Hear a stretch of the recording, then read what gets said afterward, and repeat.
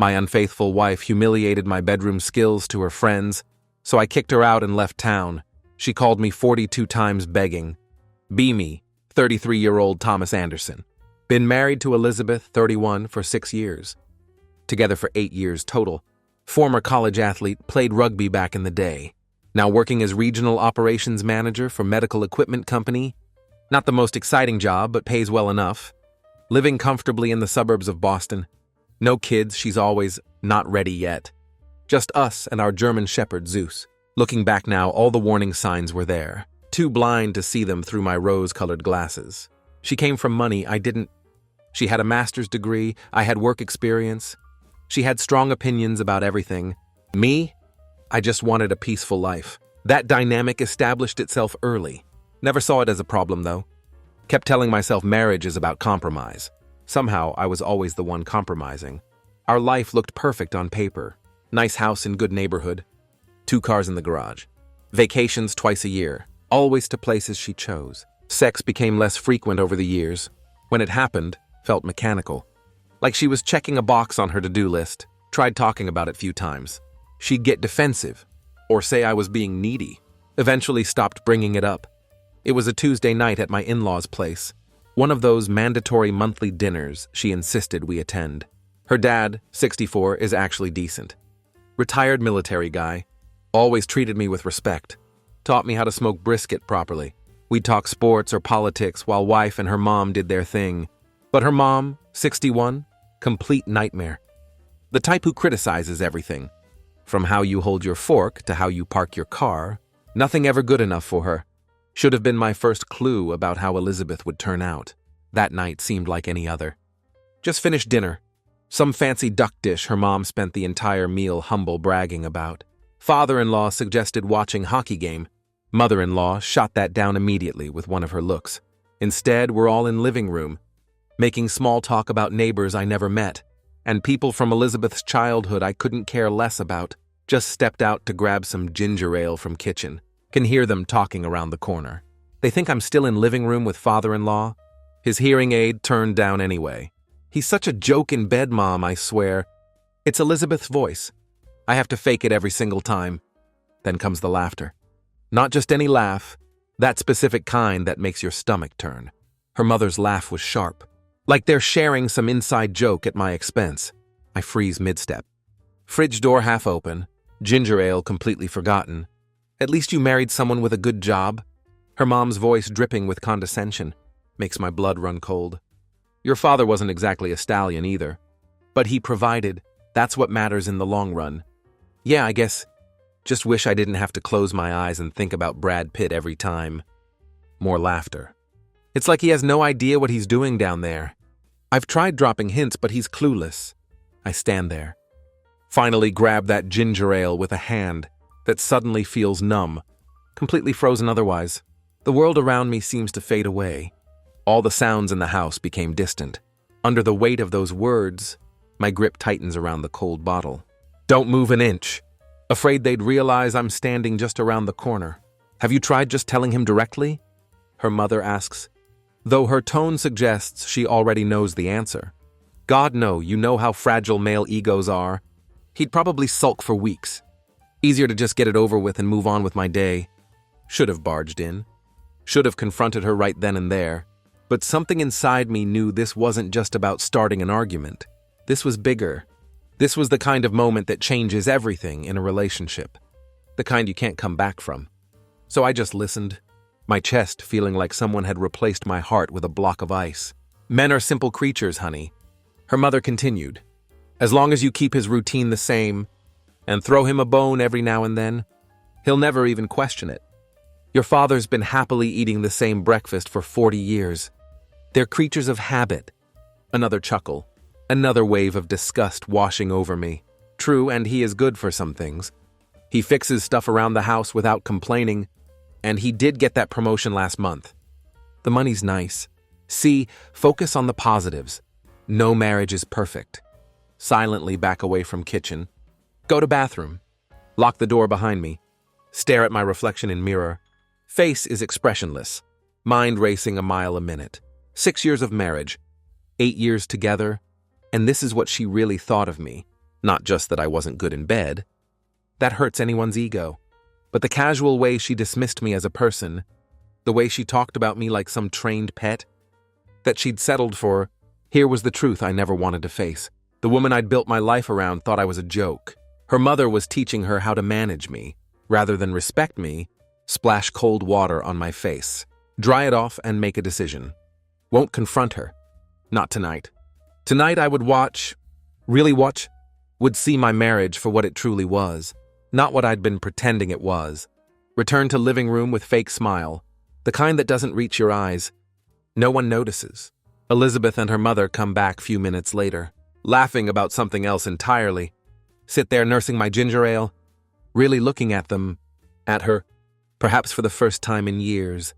Elizabeth was objectively beautiful. That hadn't changed.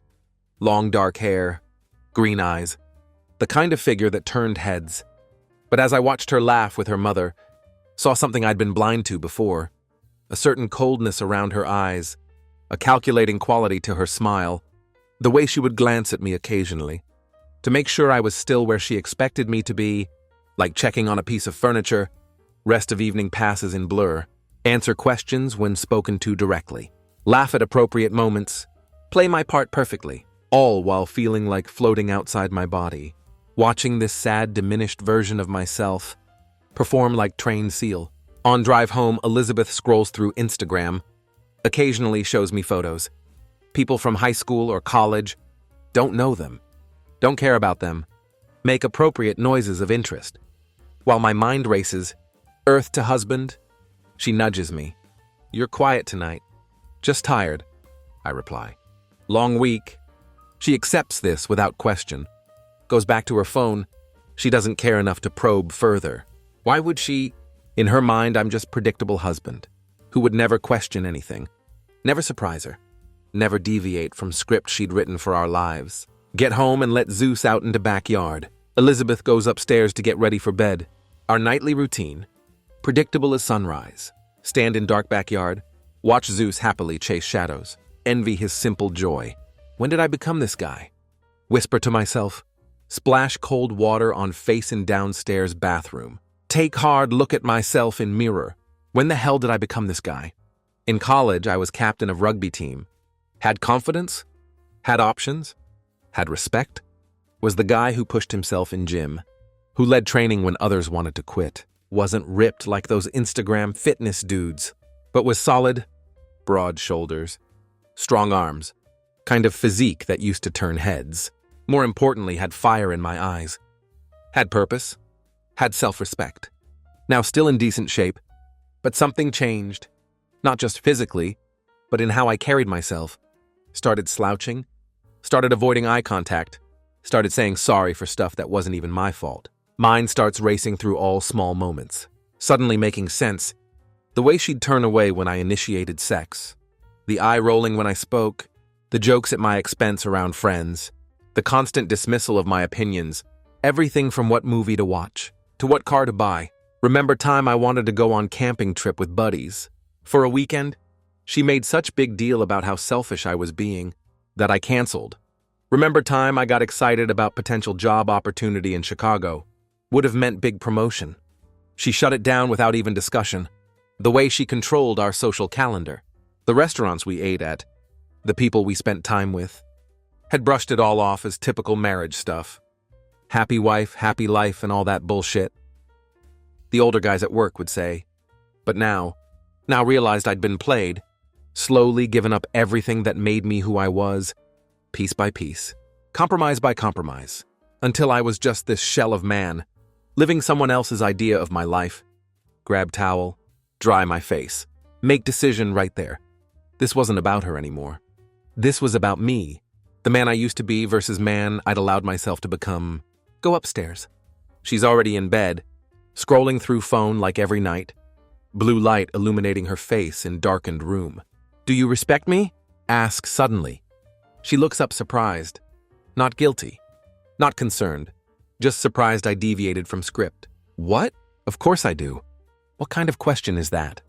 No conviction in her voice, no weight behind words. It was automatic, dismissive, like checking box on form. Why would you even ask that?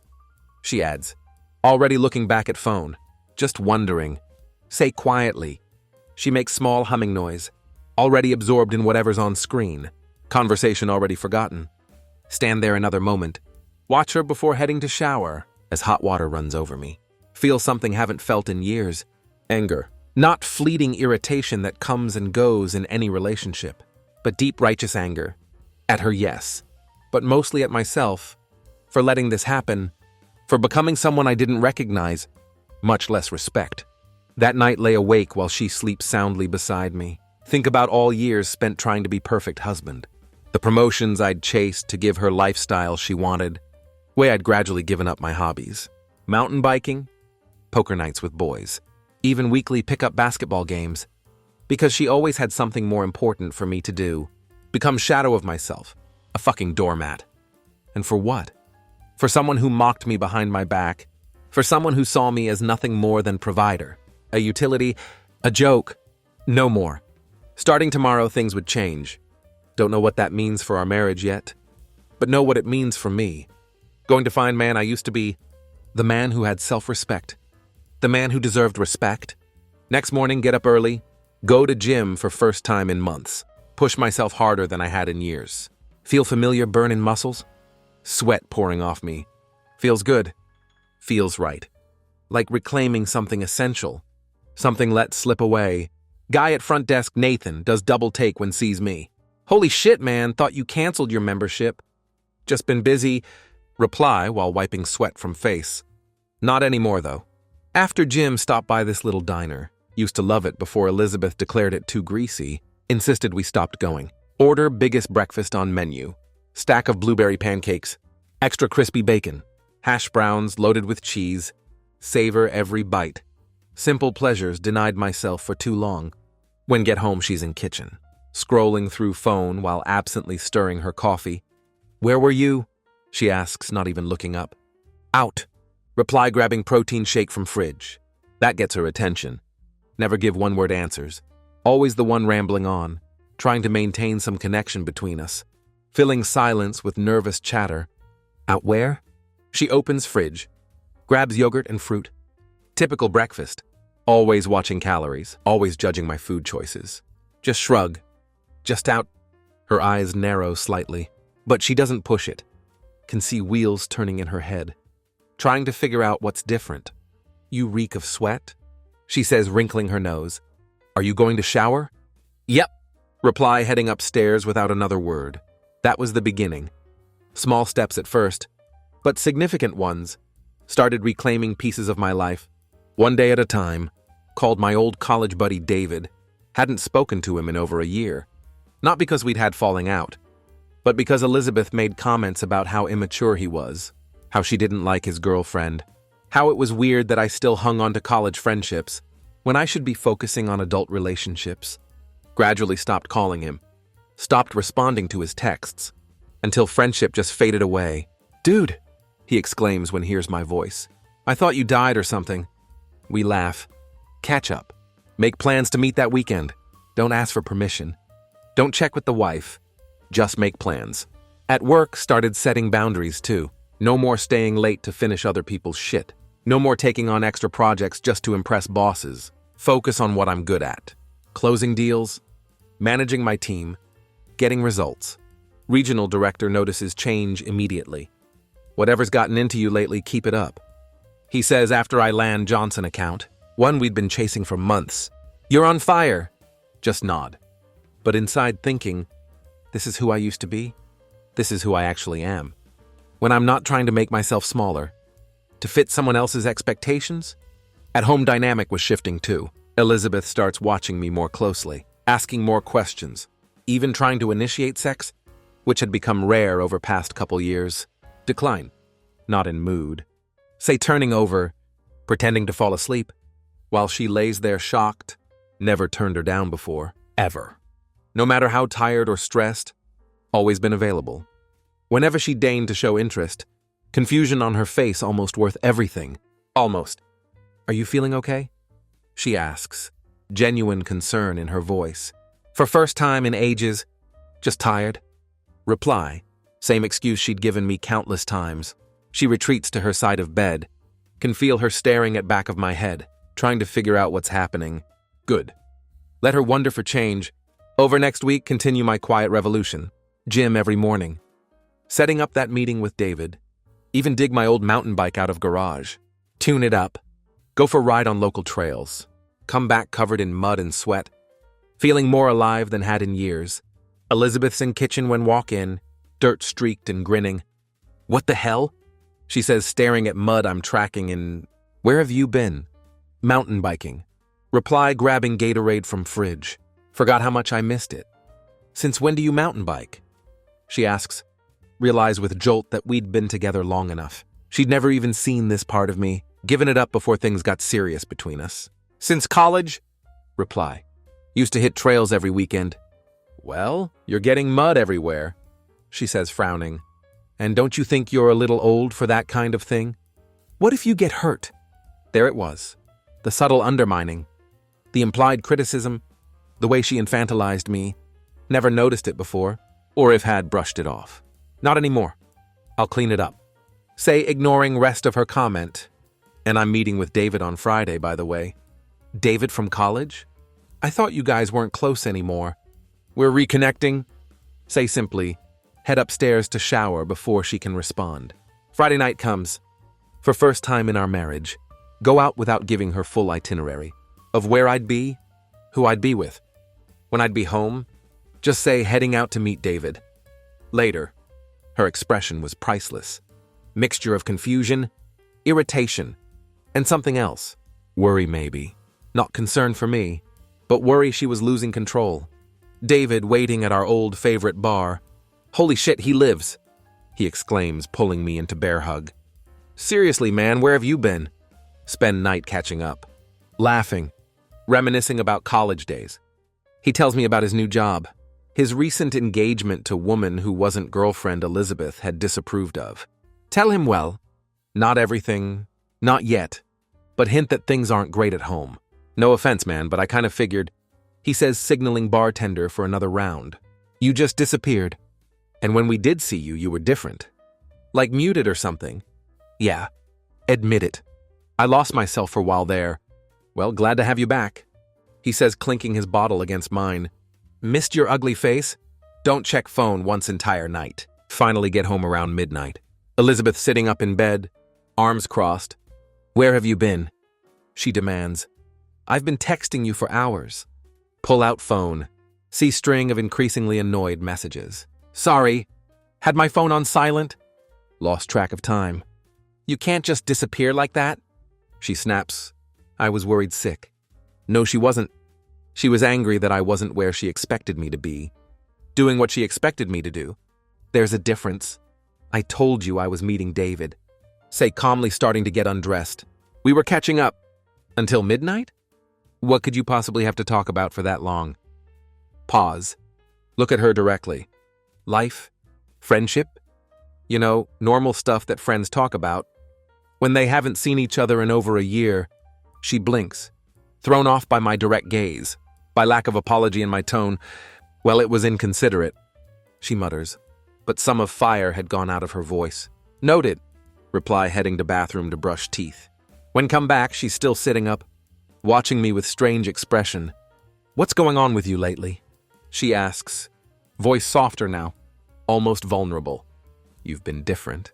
For a brief moment, consider telling her everything, laying it all out, what I'd overheard, how it had made me feel, how it had forced me to reevaluate our entire relationship. But something holds me back, sense that it was too late for that kind of honesty. That bridge already burned.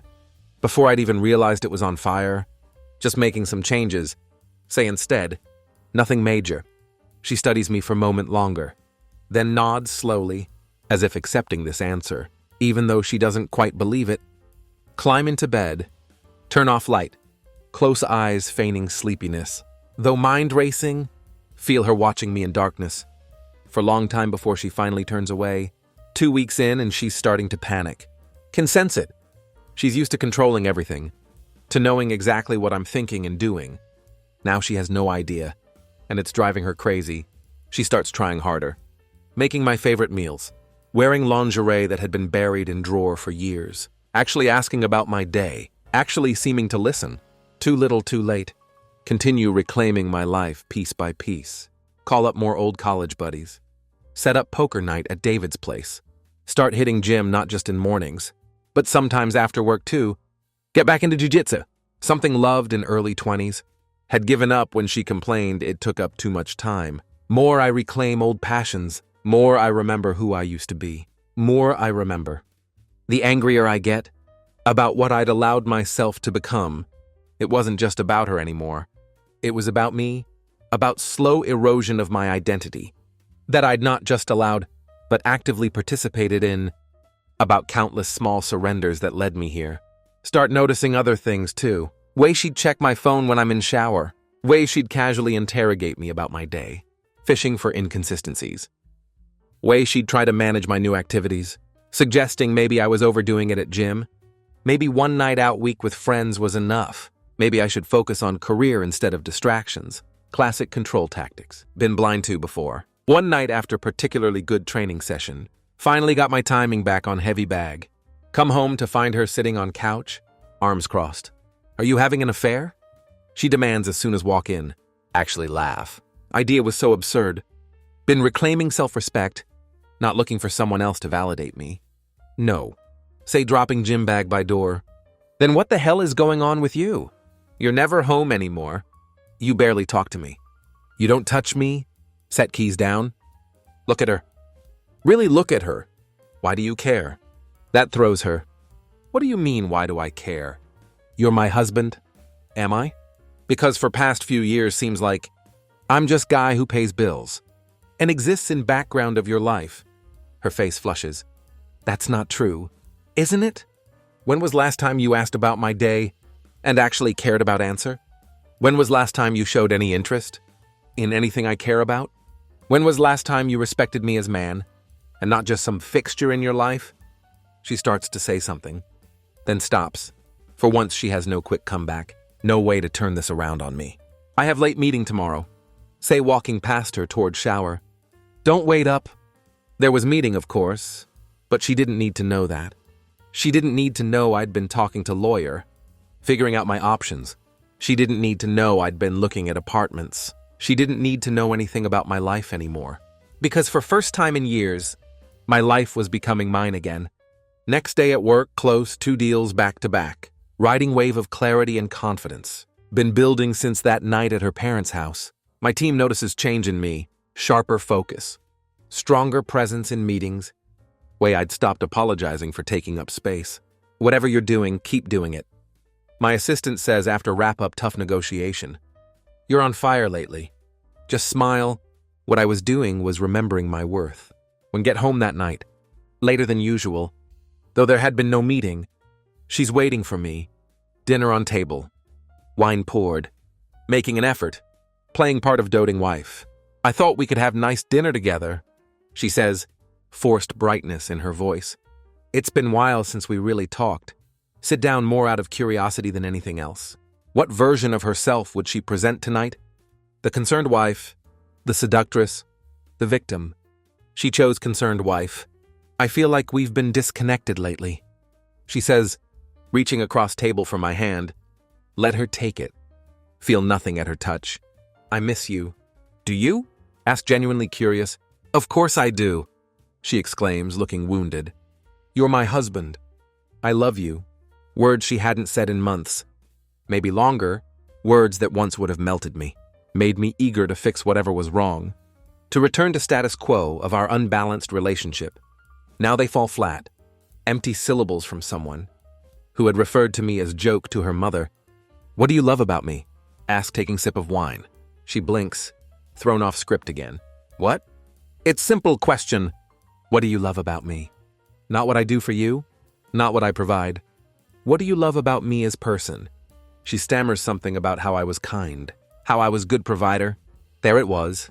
How I was funny sometimes. Generic compliments that could have applied to anyone. Nothing specific, nothing genuine, nothing that indicated she saw me as individual, rather than role. Nod. Finish dinner. Excuse myself. Thanks for cooking? I've got some work to catch up on. And that was that. No dramatic confrontation, no tears, no reconciliation, just quiet confirmation of what already knew. She didn't love me. She loved idea of me, the role I played in her life, the comfort and stability I provided, but not me. Next day, sign lease on apartment across town. Month after that night at her parents' house. Had secured apartment, consulted with lawyer, moved some money into separate account. Not everything, just enough to get by while things got sorted. Wasn't trying to screw her over financially. Just wasn't going to be left vulnerable. Coming back from evening workout. Find her sitting in dark living room, waiting. You weren't at meeting last Thursday, she says flatly. I called your office. Set my keys down calmly. No, I wasn't. So you are cheating. I already told you I'm not. Then where were you? Sit down across from her, feeling oddly calm, like having out-of-body experience, watching scene play out from above. I was looking at apartments. Color drains from her face. What? I'm moving out. She stares at me like suddenly started speaking foreign language. You can't be serious. I've never been more serious about anything in my life. Because of what? Because I asked where you were. Because I expect my husband to come home at night? Lean forward, elbows on knees. No. Because I heard you. She blinks, confused. Heard me what? That night at your mother's house. About a month ago. I heard what you said about me. Recognition dawns in her eyes, followed quickly by panic. I don't know what you're... He's such a joke in bed, Mom. I swear I have to fake it every time. Ring any bells? Her mouth opens, then closes. And then there was something about closing your eyes. And thinking about Brad Pitt, I believe. She swallows hard. You weren't supposed to hear that? Actually laugh? Clearly, but I did. And you know what's funny? It wasn't even what you said that did it. It was how you said it. Like it was something you'd said 100 times before. Like mocking me behind my back was just normal part of your relationship with your mother. It wasn't like that. It was exactly like that. And it made me realize something. You don't respect me. You probably never have. And I've spent years trying to earn respect of someone who was never going to give it to me. That's on me. But I'm done now. She's crying now, tears streaming down her face, but feel nothing. Not satisfaction, not guilt, not anger. Just peace. You can't just throw away our marriage over one comment, she says between sobs. It wasn't one comment. It was years of comments, years of eye rolls, years of dismissal. That one comment just helped me see it clearly. It was wake-up call I needed to finally recognize pattern, stand up. I've signed a 6-month lease on apartment. It's paid through next month. I'll be sleeping in guest room until I move out this weekend. This weekend? She whispers. That's in 2 days. Nod. I know when weekend is. As walk past her toward guest room, she grabs my arm. Please, she says looking up at me, mascara running down her cheeks. We can fix this. We can go to counseling. I can change, for a brief moment feel twinge of something. Not regret exactly, but kind of sadness for what could have been. But then remember her laughter. Her mother's laughter, and feeling passes. I'm not interested in fixing this anymore, say gently removing her hand from my arm. I'm interested in fixing me. What does that even mean? She asks, voice small. It means I let myself become someone I don't recognize or respect, all in name of making this marriage work. But marriage shouldn't require me to erase myself. Partnership should lift both people up, not diminish one for benefit of other. I never asked you to change, she protests weakly. Didn't you? Every time you rolled your eyes when I talked about something I cared about. Every time you made plans without consulting me. Every time you dismissed my opinion or belittled me in front of others. Those were all ways of telling me I wasn't good enough as I was. She's sobbing in earnest now, her shoulders shaking. I didn't mean it like that. I didn't know you felt that way. That's problem.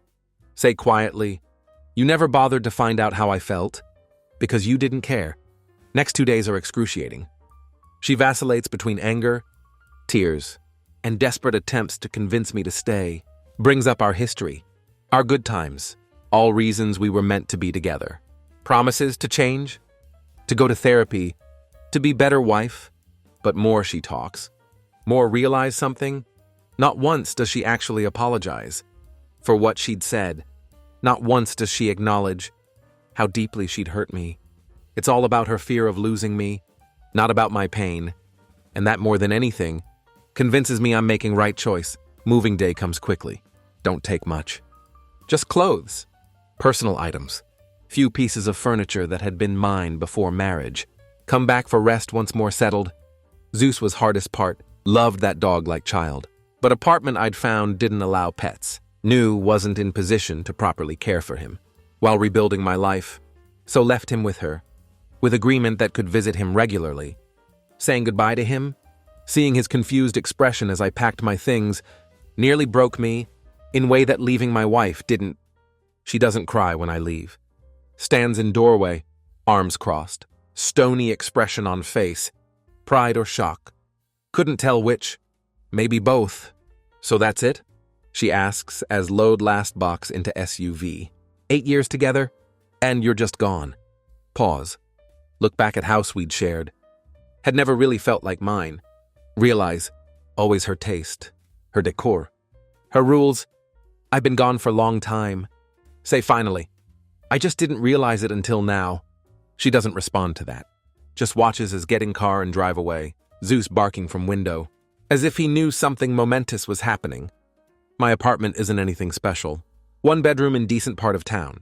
About 20 minutes from work, but it's mine. No pink throw pillows. No scented candles. No decorative signs with generic inspirational quotes. Just clean lines, comfortable furniture, and space to breathe. First night alone, order pizza. Sit on my new couch. No one asking what I'm doing.